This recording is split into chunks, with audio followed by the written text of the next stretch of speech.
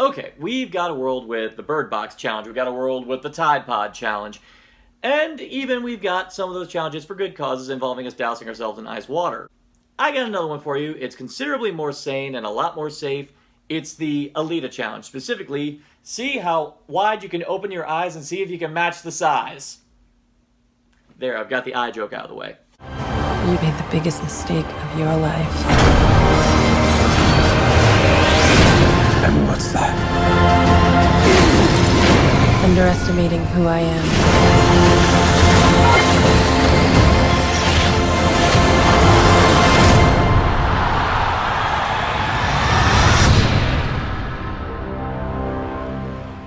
Alita Battle Angel. This has been a longtime passion project of James Cameron for decades. In fact, one could even theorize that his TV series Dark Angel was an early attempt to try to bring this to some semblance of live action. Well, decades down the line, of course, he's working heavily on Avatar, or at least he says he is. Well, he hands the directing reins over to Robert Rodriguez, and this is probably the biggest film I think we've ever seen Robert Rodriguez do. And I gotta say, you let that man off the leash, he is gonna make a damn good looking film. This is probably the best looking film from this director, and in the ilk of James Cameron, any film that has him under its wing, this is probably the best looking film he's done since Avatar. And yes, getting this out of the way, go see it in 3D. The action is kinetic, it's non-stop, it is breathless, and when it gets started, it never stops, and it is just wicked with sleek camera work, incredible editing, and it's never overdone to the point where you can't tell what's happening, but it is absolutely jaw-dropping. I myself am actually pretty adequately versed in the anime. I actually did watch a lot of it when I was in high school. It's been some years, so a lot of it may have flown out of my brain, but there's a lot of it I do vividly recall. And a lot of those elements I recall, I actually came flooding back to me when I saw the trailer for this movie for the first time. So when I realized that this movie was finally getting made, and when I saw the way Cameron and Rodriguez were doing it, suffice to say, I was intrigued. Even when I saw Alita with the way she looked, with the eyes, actually, I found myself to actually be kind of hypnotized because it is easy to just have an actress play a robot character and just look normal, but the fact that they opted to give her a sort of outstanding feature kind of gives the hint of the idea that there's something exceptional and there's something new and there's something different about her. You have no problem adjusting to this, and I think a lot of it has to do with the incredible performance by Rosa Salazar, who somehow is able to utilize what in most other inexperienced performers would be constrictive, she somehow is able to use it as an extension and make it a lot more. And through incredible post-production CGI work, we are able to get so much more emotion and so much more heart out of this robot character. And that's saying a lot because if you really go back, particularly in the last couple decades, we've had a lot of cyborg characters. I mean, just recently we just wept for the loss of Vision, and he didn't, when you think about it, really didn't get a lot of screen time, but yet we still got so much out of him. We were heartbroken for it. And so we realized the whole point of a great cyborg character is how much humanity can shine through in lieu of the fact that this is a synthetic character. And that is where Alita shines the most. That's where this movie really works, is the fact that it keeps the heart of this movie focused entirely on the title character.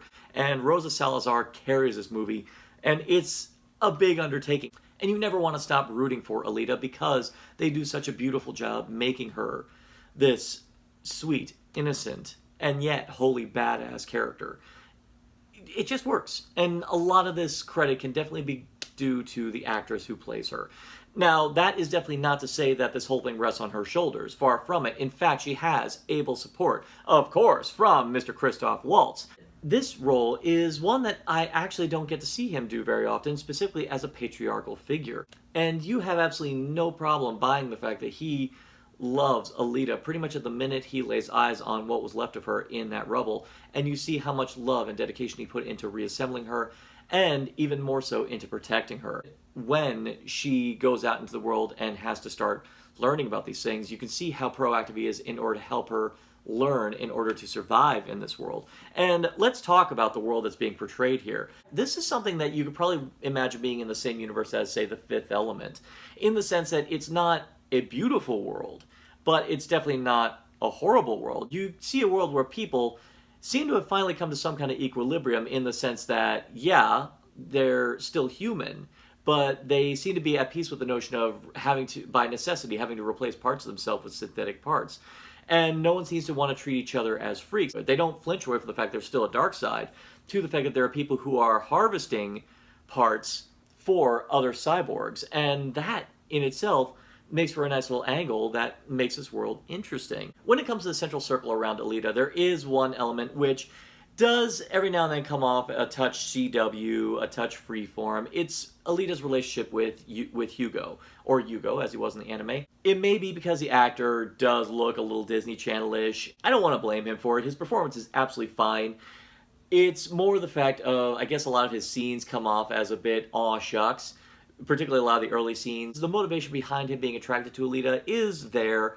It makes sense, and and the actor does a serviceable job enough to make us buy that he is attracted to Alita. And fortunately, because Alita is such a strong character, portrayed wonderfully, and even written extremely well, you definitely have no problem understanding why he could be attracted to her. A lot of their love scenes do come off a bit schmoopy. There is one scene that could come off as puntastic, but fortunately the writing is astute enough to diffuse it with a little bit of a, wow, that got a little intense. And I did laugh because I'm like, that was in my head. So, and I always love it when something's in my head is said by the characters afterwards. So a lot of the strong emotional beats as far as the, aw, he's in love, don't really work as well as they should. The character is not a waste by any stretch.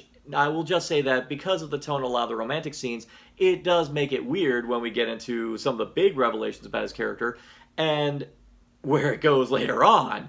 Totally, it's a bit of a shift, but again, because of the world it takes place in and because of Alita as a character and the way she perceives the world, and you even kind of get the vibe that maybe he wants to be this person for her, that when you get the revelation about the ugliness that he himself endures and with a lot of his motivations of why he perpetrates said ugliness, you tend to kind of forgive it. And I will say it does make his character go on a route that I either, maybe because I just forgot because it's been a while since I've seen the anime, or because they just want to take it this route. I gotta say, I did love the way this went. The big con of this movie, which for myself I was okay with because again I've seen the anime, so this all just served as something, a reminder to me, but I know for a lot of the unacquainted this may be a big caveat. This movie is crazy exposition heavy. I mean, this is loaded with exposition.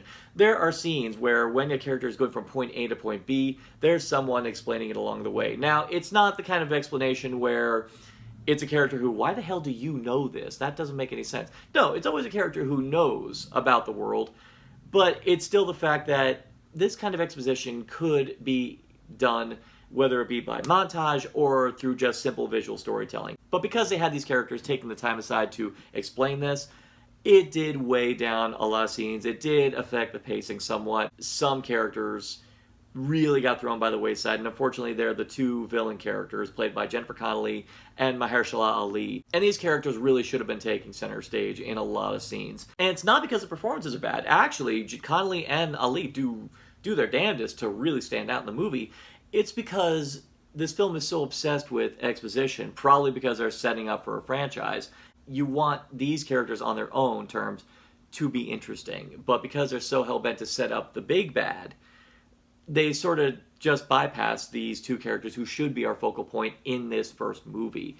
And that's a damn shame, because I feel like there could have been so many routes they could have taken to make their story more interesting, and what could have led to a great segue into the big bad. But with all that said, the elements that really work in this movie really work, and even if you're lukewarm on the film, you will definitely know that you did not waste your time. And even if you go see this in 3D or IMAX, you know you will not have wasted your money, because the action is incredible. The characters, the focal characters of Alita, Dr. Ito, and even Hugo, these are the characters who you want to focus on throughout the span of the movie, and they're the ones that really just make you want to love every single minute you had watching it. And that is why even I myself, who only had a mild brushing with the anime in my youth, looked upon this movie and just had a blast watching it. I got emotional, I had fun, I had a great time with the action, I loved the world that was being created, and that is why, even in lieu of the very big gaping faults, I'm going to give Alita Battle Angel a Narcotic Casserole rating of